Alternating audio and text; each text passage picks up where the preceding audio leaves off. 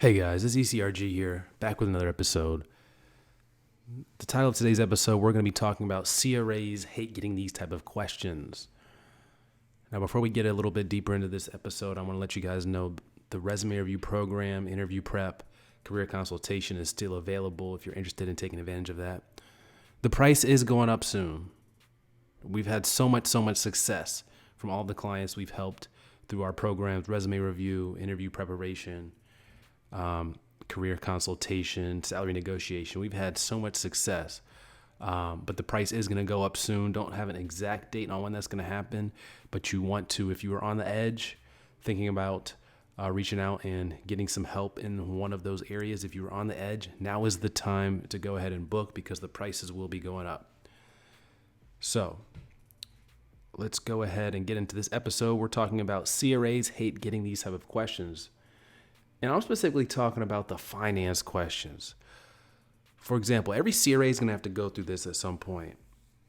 Or you're going to have this periodically. This is just a part of the job, actually. So let's say you booked a flight. Maybe you expensed a meal that was expensive. Maybe you booked a car and it was really expensive. Or you took an Uber ride that was more expensive than usual. What's going to happen is your manager is going to reach out and say, hey, ECRG, I saw you book this flight to, I'm just making up a place, Long Beach, California. I saw you book this flight to Long Beach, California for $1,000, but there were plenty of options that were $850 or $900. $800. Why'd you book that flight?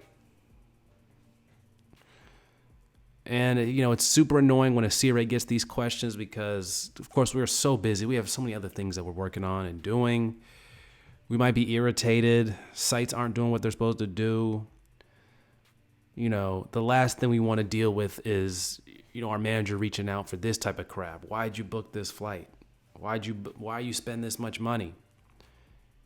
Hey, ECRG, why'd you do this?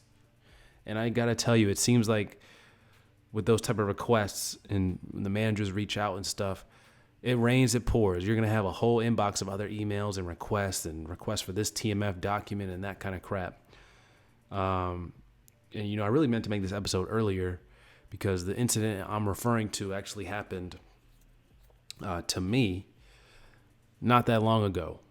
A few weeks prior, and I meant to make it then, but I'm making it now because it really irritated me. I just got so busy though. I hadn't even had an opportunity to make this episode yet. But I know it can't just be me. I know all CRAs. I talked to some of my other CRA friends because this actually happened at lunch when I got this email from my manager about a particular flight, as well as some other things too. But sometimes managers and upper management, they're looking at your expense reports and I don't know, I guess they get in the thick of things and, they're just approving. And then one day they actually look and they're like, hey, wait a minute, this flight's a little too expensive. Why'd you book it? Or something like that. It's just so crazy because in the system, it'll have, or at least in a lot of systems, we use Concur. Concur is a very popular travel management system. I forget what we used at my previous company. But, we've used Concur. In there, it has a list of the most preferred, let's say, airlines. So it'll have, American most preferred, have Delta, Southwest, United. It'll have a list of the most preferred ones. And I typically just stick with the most preferred because I happen to prefer that airline, American. And happen to be American. And, sometimes those flights are more expensive than the other options. And I got to tell you guys, as a CRA, it's better to pay a little bit more and get upgraded to first class than be relegated to coach and get all those benefits. I mean, there's a lot more benefits flying with your preferred airline than just the seat. Knowing that if you had to change flights, they would do it at no cost is a big benefit. Knowing if you missed your flight, they'd put you on another flight. There's just a lot of benefits that come with someone that spends, thousands of dollars a month with you because of their job or because of, for whatever reason. There's just a lot more benefits that come with that. So I prefer sticking with the same airline for those benefits. There's a lot more respect given to you, especially when you're traveling on the road. You just want that comfortability knowing you're not going to be stranded. They're going to take care of you. And, my real CRAs know what I'm talking about. There's that comfortability that goes along with it that you just love. That's why I stick with the same hotel chain, too. I want them to know, hey, look, I'm one of your best customers, so I expect to be treated as one of your best customers as well. But yeah, guys, it's going to come up, especially even if you're meeting the policy. For example, a company I have does not have a policy on the flight, how much you can spend on a flight. And other companies do have this, especially if you're working at a CRO. They are going to have how much you can spend on these certain things. And typically, as long as you're meeting those guidelines, for the most part, you're not going to have any issues. And, I don't really have any issues either with this being a common thing, but it is going to happen. And CRAs hate it. It's like, look, we're following the policy. Why are you tripping all of a sudden? And it seems like these finance things constantly change. They may say, hey, look, for a non-expensive city, you get $50 a day to spend on food.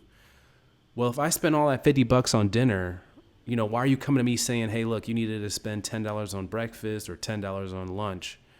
We don't like seeing that all in one meal. Well, dude, that's not in the policy.